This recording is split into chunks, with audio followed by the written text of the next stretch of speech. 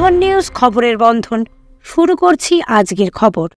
ভিন্ন রাজ্যে বাংলার পরিযায়ী শ্রমিকদের হেনস্থা করে পশ্চিমবাংলায় পাঠিয়ে দেওয়া হচ্ছে বলে কিছুদিন ধরে অভিযোগ তুলে সরব রাজ্যের শাসক দল তৃণমূল নেতৃত্ব।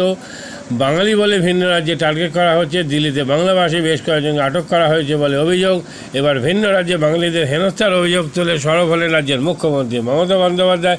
এই বিষয়ে সূত্রের খবর, বৈঠকে মুখ্যমন্ত্রী জানান, এ রাজ্যে 1.5 কোটি মানুষ বসবাস করেন। যারা ভিন্ন রাজ্যের বাসিন্দা তারা নিরাপদেই বাংলায় বসবাস করছেন, আর এ রাজ্যের 22 লক্ষ মানুষ অন্যান্য রাজ্যে বসবাস করেন, তাদের হেনস্থার শিকার হতে হচ্ছে।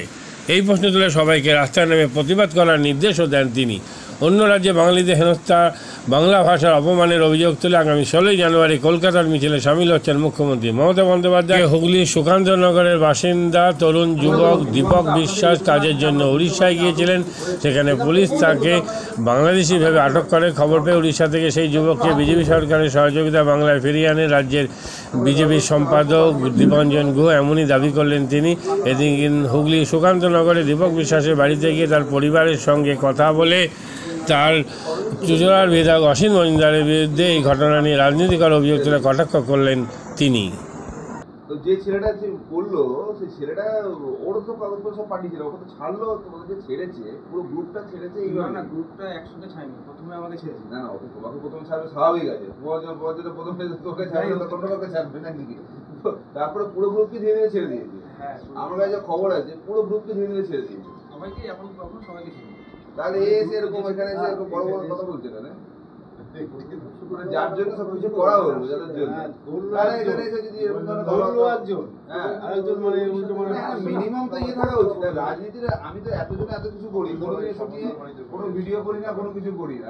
ঠিক আছে, আজ যখন নিজেদেরই লোক, এই বাড়ি আমার 30 বছরের বাড়ি, কোনো বিষয় হলো? আরে চল, কালকে দেখছিল সেই মানে উল্টোটা মানে কি করছে, ঠিক আছে? হ্যাঁ, তো মানে আমি কি ধরনের সবকিছু করা নিয়ে থানায় গেলাম। এই যে না ভাইটাকে থানায় নিয়ে গেলাম আমার সঙ্গে। থানাতে কি বললো, বলছে আমরা কিছু করতে পারবো না, হাত তুলে অন্য ডিস্ট্রিক্ট আর অন্য জেলা। আমরা এরকম সকালবেলা শুয়েছিলাম, সকালবেলা পুলিশ আসলো। পুলিশ এসে এরকম বললো যেতে হবে, একটা ইনকোয়ারি আছে। তো নিয়ে গেল, আমাদের নিয়ে যেয়ে এরকম রেখে দিল। একটা বড় হলরুম ছিল, হলরুমে রেখে দেওয়ার পরে বললো যত কাগজপত্র ডকুমেন্টস আছে সব দিয়ে দিতে, যা যা আছে আধার কার্ড প্যান কার্ড যত রকম যা আছে সব। আমরা কিছু কিছু বললো এবার যা যা হাতে আছে দাও, আর বাদবাকিটা ফোনের মাধ্যমে চেয়ে নেবো। আমরা বাড়িতে ফোন করলাম, যা যা ডকুমেন্টস ছিল ফোনে চেয়ে নিলাম। নেওয়ার পরে বললো এবার সবারটা চেক করবো, এক এক করে চেক করে আস্তে আস্তে ছেড়ে দেবো। এবার সেদিনকে সব নেওয়ার পরে রাত হয়ে গেছিলো নিতে। পরের দিন সকালবেলা এসে আমাকে ছেড়ে দিল। সব দেখে বললো কি সব দেখা হয়ে গেছে, সেবার তুমি তাহলে মুকুব, তুমি চলে যাও। তোমাকে ছাড়িয়ে কে এনেছিল? আমি কি কাকাকে ফোন করেছিলাম যে কাকা এরকম ব্যাপার। ফোন দেওয়ার আগে কাকা বললো ঠিক আছে, আমি যদি আমাকে লোকেশনটা পাঠিয়ে রাখ, কোথায় তো জানি না, তারপর আমি দেখছি, ফোন করে দেখছি কী হয়। ঠিক আছে, তো তাই আছে। কিন্তু আমি বিধায়কের কাছে একটা প্রশ্ন করতে চাই যে আপনি বলছেন বাঙালি বিরোধী বা ভারতীয় জনতা পার্টি, তো যখন এরা বিপদে পড়লো তখন আপনি কোথায় ছিলেন? তখন তো আমরা করেছি, তখন আমি করেছি, তখন কেন আপনি বিপদের পাশে দাঁড়াননি? আজকে ছাড়িয়ে আমরা নিয়ে আসলাম, ছাড়িয়ে আমি নিয়ে আসলাম, সমস্ত ব্যবস্থা আমি করলাম, এদের পাশে দাঁড়ালাম, আর আপনি এসে রাজনীতি করছেন যে বাঙালির বিরুদ্ধে আছেন। এই নোংরা রাজনীতি থেকে দূরে সরুন আর দেশের পক্ষে থাকুন। দেশের মধ্যে থেকে দেশের বিরোধিতা করার কাজ, এই ধরনের দেশের সুরক্ষার সঙ্গে খেলা করাটা আপনার উচিত না। দীপাঞ্জন কুমার গুহ, রাজ্য সরকার। মাদকাসক্ত যুবকদের জীবনের মূল স্রোতে ফিরিয়ে আনছে চুঁচুড়া নবজীবন ফাউন্ডেশন। আজ থেকে 7 বছর আগে পথ চলা শুরু হয়েছিল এই সংস্থার। হুগলি জেলা থেকে শুরু হয়েছিল নবজীবন ফাউন্ডেশনের কাজ। আজ গোটা উত্তর পূর্ব ভারতে ছড়িয়ে পড়েছে তার ব্যাপ্তি। জেলা ও রাজ্যের হাজার হাজার মাদকাসক্ত যুবকদের মানসিক ও শারীরিক চিকিৎসার মধ্যে দিয়ে সুস্থ জীবনের পথে ফিরিয়ে আনছে নবজীবন ফাউন্ডেশন। কী করে এই সংস্থাকে তিল তিল করে গড়ে তুলছেন বন্ধন নিউজ এর ক্যামেরার সামনে, সে কথা বললেন সংস্থার কর্ণধার চন্দন দাস। দেখি ওটার মধ্যে কি আছে, বা পাড়ার বড় দাদারা করছে, আমিও একটুখানি করি, ফিলিংসটা কি সেটা দেখতে যাই। এবং একটা সার্টেন টাইমের পর কি হয়, সেটা ফ্রিকোয়েন্সিটা তখন অনেক বেশি থাকে, গ্যাপ থাকে যখন শুরু করে। পরবর্তীকালে যখন নির্ভরশীল হয়ে পড়ে সেই একটা সাবস্টেন্সের উপর, তখন সেটা থেকে বেরোনোর জন্য সে নানা রকম চেষ্টা করে, কিন্তু তার ওয়ে আউটটা জানা নেই যে কোন রাস্তা দিয়ে গেলে নেশা থেকেও বিরত থেকে সুস্থ স্বাভাবিক জীবনযাপন করা যায়। তো আমি ভাবলাম যে শুধুমাত্র আমি সুস্থ স্বাভাবিক জীবনযাপন করলাম, আমার জীবনের সার্বিক উন্নতি হলো, বা আমার যেসব এম বা আমি জীবনে যে জিনিসগুলো করতে পারিনি সেগুলো আমি ফুলফিল করলাম, তাহলে তো শুধু আমার কথাই ভাবা হলো। তাহলে আমি এরকম কিছু কাজ করি যাতে আমার মতো আরও 5 জন আমার দ্বারা উপকৃত হয়, এবং একটা সার্টেন টাইমের পর যখন মানুষ চায় যে ফিরতে, অথচ তার কাছে রাস্তা থাকে না, তখন এই একটা WHO ওয়ার্ল্ড হেলথ অর্গানাইজেশন একটা প্রসিডিউর বার করেছে। হুগলির কোদালিয়ায় জাতীয় যুব কম্পিউটার সাক্ষরতা মিশন স্কুল পড়ুয়াদের পাশাপাশি তরুণ প্রজন্মের কাজে স্বনির্ভর হওয়ার জন্য বিশ্বমানের কম্পিউটার প্রশিক্ষণ কেন্দ্র। এখানে ক্লাস 3 থেকে ইঞ্জিনিয়ারিংয়ের কম্পিউটার কোর্স পর্যন্ত প্রশিক্ষণ দেওয়া হয়। এই হুগলির কোদালিয়া জাতীয় যুব কম্পিউটার সাক্ষরতা মিশন প্রশিক্ষণ কেন্দ্র থেকে কম্পিউটারের প্রশিক্ষণ নিয়ে দেশে বিদেশে অনেক ছাত্রছাত্রী আজ প্রতিষ্ঠিত। স্বল্প ফিতে ছাত্রছাত্রীদের বিশ্বমানের কম্পিউটার প্রশিক্ষণ দিয়ে এই কেন্দ্র এক বেঞ্জি দৃষ্টান্ত সৃষ্টি করেছে। বন্ধ নিউজে ক্যামেরায় ধরা পড়ল সেই দৃশ্য। নমস্কার, জাতীয় যুব কম্পিউটার সাক্ষরতা মিশন কোদালিয়া, আগে জুনিয়র ফ্যাকাল্টি। এখানে ক্লাস 3 থেকে ইঞ্জিনিয়ারিং অবধি সমস্ত রকম কোর্স করানো হয়, এবং তার সাথে সাথে প্রফেশনাল কোর্স যেমন C++, Java, power BI, Tally, GST, web development, app development, power BI etcetera সব রকমের কোর্স করানো হয়, কম্পিউটার কোর্স করানো হয়। এখানে ইংলিশ মিডিয়াম এবং বাংলা মিডিয়ামে 2 রকম স্টুডেন্টেরই সব রকম কোর্স করানো হয়।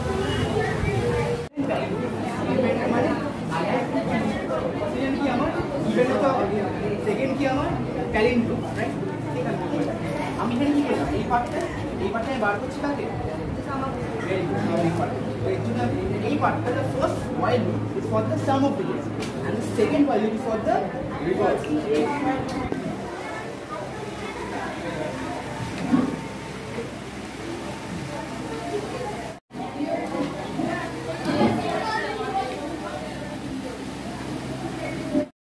কম খরচে বিশ্বমানের আধুনিক চিকিৎসার হুগলির মিডল্যান্ড নার্সিংহোমে বাংলার বিশিষ্ট চিকিৎসকরা এই নার্সিংহোমে রোগীদের চিকিৎসা করেন। জটিল রোগের চিকিৎসার জন্য রোগীদের আর দক্ষিণ ভারত যাওয়ার দরকার নেই। হুগলির মিডল্যান্ড নার্সিংহোমে পাওয়া যাবে বিশ্বমানের আধুনিক চিকিৎসা পরিষেবা। এখানে প্রসূতি, মা ও সদ্যজাত শিশুদের বিশ্বমানের আধুনিক চিকিৎসা পদ্ধতিতে চিকিৎসা করে থাকেন গাইনো ও শিশু চিকিৎসকরা। দুপুর 12টা হোক বা রাত্রির 12টা, রোগীদের জন্য 24 ঘন্টা চিকিৎসা পরিষেবা বজায় রেখেছে হুগলির মিডল্যান্ড নার্সিংহোম। আমি ডক্টর মানস ঘোষ, আমি মিডল্যান্ড নার্সিংহোমের মেডিকেল ডিরেক্টর। বিশেষত্ব বলতে যেটা আপনি বললেন, একটা হচ্ছে NICU, নিউনেটাল কেয়ার ইউনিট।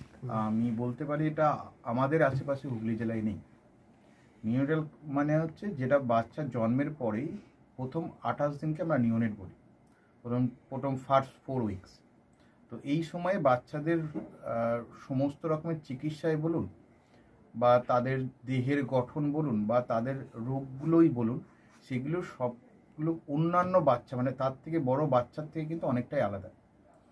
এবং এই ক্ষেত্রে বাচ্চাদের বাচ্চারা খুব সেন্সিটিভ হয়, বাচ্চাদের রোগ প্রতিরোধ ক্ষমতাও অনেক সময় কম থাকে, এবং এগুলোর জন্য স্পেশাল কেয়ার লাগে নিউনেট, এবং তাদের পুরো চিকিৎসা পার্টটা একটা আলাদাভাবে তৈরি হয় প্রথম 28 দিনের জন্য।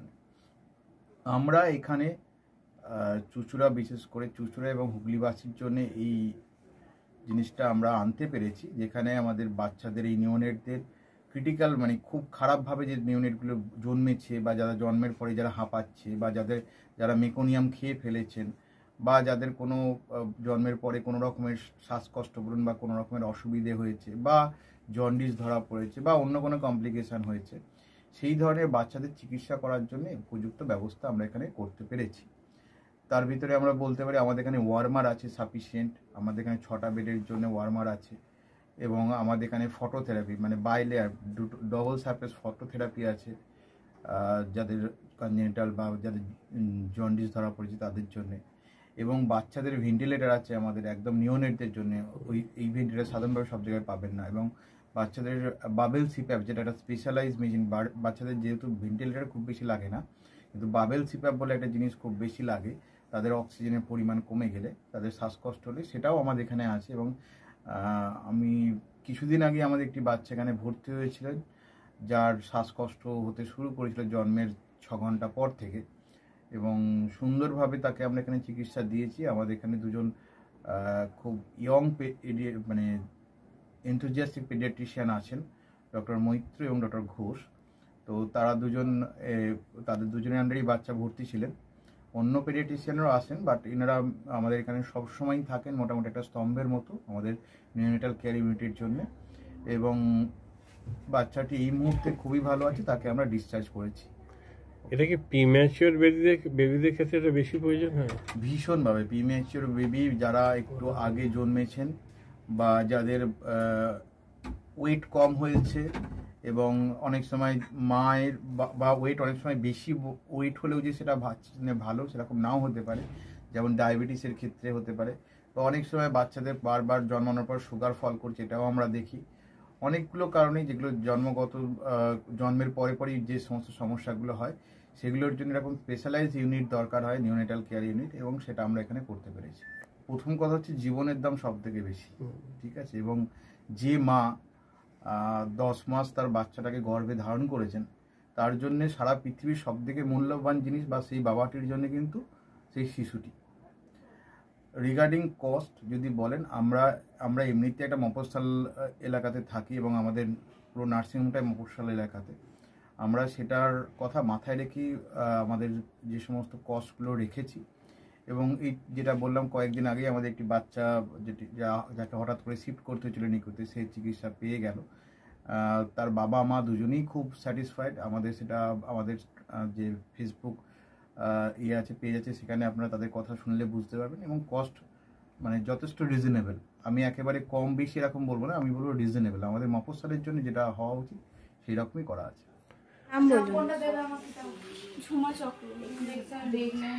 আপনার কি বাচ্চা আছে? কতদিন অ্যাডমিট ছিলেন এখানে? 4 দিন, আজকে নিয়ে 5 দিন। কোন ডাক্তারের মানে আন্ডারে হয়েছে? আর বাচ্চাকে কে দেখছিল? শুভদীপ মিত্র, ডক্টর শুভদীপ মিত্র। বাচ্চার কি হয়েছিল? শ্বাসকষ্ট ছিল, আপনার স্যাচুরেশন পাচ্ছিল না, ফটোথেরাপি দিতে হলো। শ্বাসকষ্টের জন্য কি করতে হয়েছিল? ভেন্টিলেশন দিতে হয়েছিল। প্রথম সকাল থেকে তো এমনি নর্মাল অক্সিজেন চলছিল, রাতের দিক থেকে আবার ভেন্টিলেশন দিতে হয়েছিল। এখন কেমন আছে বাচ্চা? এখন ভালো আছে, একদম সুস্থ।